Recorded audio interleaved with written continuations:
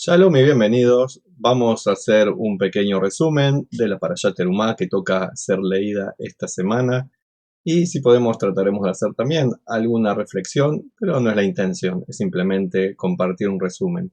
En esta Parashá, Dios le ordena a Moshe que se haga responsable de concretar la construcción del Mishkan, el santuario portátil, para lo cual le provee de las instrucciones y planes precisos a ser seguidos. Dios es el arquitecto del santuario portátil del Mishkan. Dios es el que lo ha diseñado y le dice exactamente cómo quiere que sea, tanto el santuario como los objetos y también qué actividades se harán en él. Hay una discusión entre antiguos sabios que dicen si este pedido de Dios de construir un santuario a su nombre en el desierto es una reacción ante la evidente necesidad que tenía el pueblo de tener un lugar de culto, luego del pecado del becerro de oro, cuando quedó en evidencia que no estaban preparados para una relación madura, espiritual directamente, sino que precisaban mediarlo a través de algo físico, algo que le moviera emocionalmente. Hay uno de los sabios que dicen que es así, que es una reacción a la situación en la que se encontraba el pueblo judío en ese momento, situación evidente y lógica luego de tantos años de idolatría dentro de Egipto y luego de estar todo el mundo rodeado de idolatría casi desde el principio de la humanidad, cuando se sabía que había un solo Dios, pero de a poco fuimos degradando nuestro conocimiento. Otro grupo de sabios dicen que no, que el pedido de construcción del templo de portátil tenía un motivo espiritual, más allá de una reacción al becerro de oro, que Dios tenía la intención de que tuvieran también un santuario, que no es reacción al becerro de oro, sino una necesidad que la persona tiene, un lugar para encontrarse, para hacer el culto, para estar con los hermanos judíos y poder participar todos juntos. No han resuelto los sabios cuál es la realidad. El tema es que, evidentemente, el pueblo en aquel momento, estamos hablando 33 siglos atrás, realmente sí precisaban un templo que les ayudara a concretar su espiritualidad. Quizás hoy en día hemos avanzado, no lo sé. Dios le dice que serán los propios israelitas los que proveerán de los materiales, que deberán contribuir trayendo de corazón. No era una orden, un impuesto, era un pedido que se hacía que la persona que de corazón quisiera traer, traería los metales preciosos, las piedras para tallar, las telas, las pieles, los aceites, las especias, todo aquello que se precisaba para construir el templo. O sea, si bien el diseño y la funcionalidad era provista por Dios, el trabajo lo tenían que hacer hombres, había hombres, mujeres, había artistas, había diseñadores, artesanos, peones, gente que trabajaría, y los materiales no iban a caer del cielo como el maná, sino que la gente se tenía que preocupar de conseguir esos materiales, sea porque los habían traído de Egipto o comerciaban con pueblos cercanos, o vaya a saber cómo, pero los materiales los iba a proveer las personas. Si hablamos de la estructura del Mishkan, tenía un patio exterior, igual que luego tuvo el templo de Jerusalén. La gente no entraba al templo en sí mismo, se quedaban, los que entraban para hacer culto se quedaban en esa zona del patio, una zona específica para toda la gente, había una que era en particular para los Kohanim, los sacerdotes, que no entraban más que ellos, pero había un patio exterior, y en ese patio exterior el principal elemento era el altar, sobre el que se elevaban los sacrificios en honor a Dios, sacrificios animales en honor a Dios. Había un lavamanos para limpieza de pies y manos de los Kohanim, que antes de realizar las acciones consagradas se hacían estas abluciones, estos lavados. El tabernáculo estaba separado por una cortina en dos habitaciones, una habitación más grande y una habitación más pequeña que contendría, cuando fuera construido, el arca sagrada, encima los querubines. Diseño similar, pero mucho más sofisticado, tenía el templo de Jerusalén, el primero de Salomón y el segundo, reconstruido luego de que volvimos del cautiverio de Babilonia.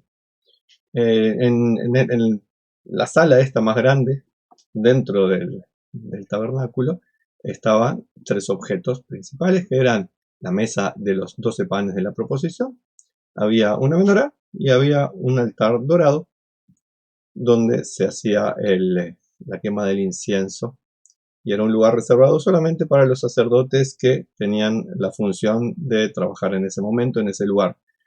Eran funcionarios rotativos, 2 semanas por año cada uno, tenía las funciones que cumplir y eran ellos los que entraban y hacían su trabajo. En el Kodesh HaKodashim, el Santa Santorum, el Santo de los Santos, el lugar interno, el lugar mucho más sagrado, solamente entraba 5 veces al año el Kohen Gadol, el sumo sacerdote, donde hacía unos rituales que estaban previstos por la Torá.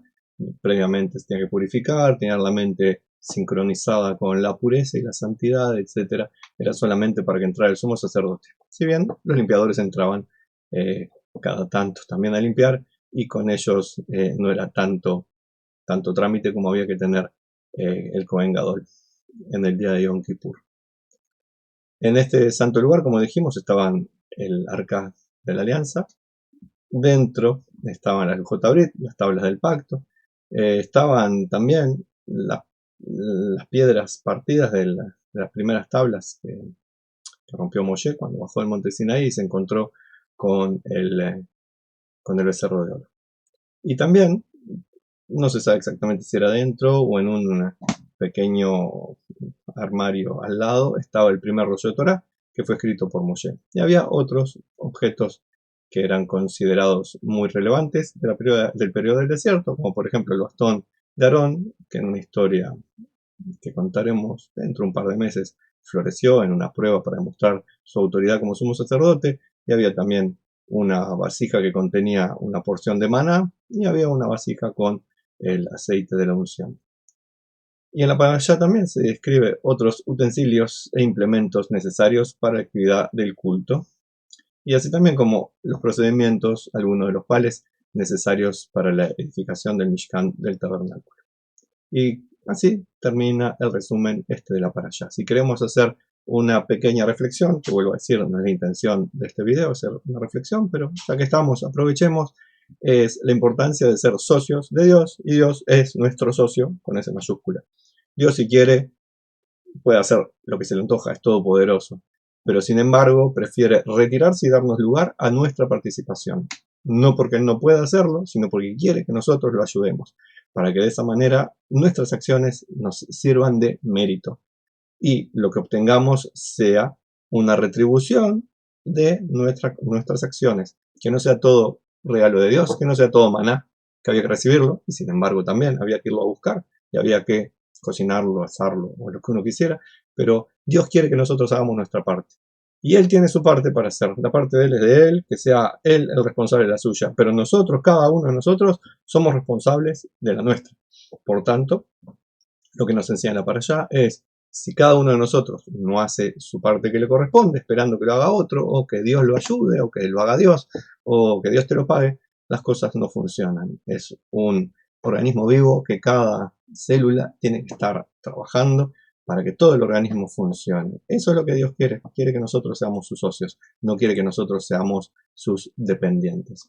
En definitiva, siempre dependemos de Él, pero no es una ilusión, es una tarea que Él nos pide y nos impone que hagamos, que seamos socios colaboradores en la construcción de un mundo mejor y también de una realidad mejor en el más allá.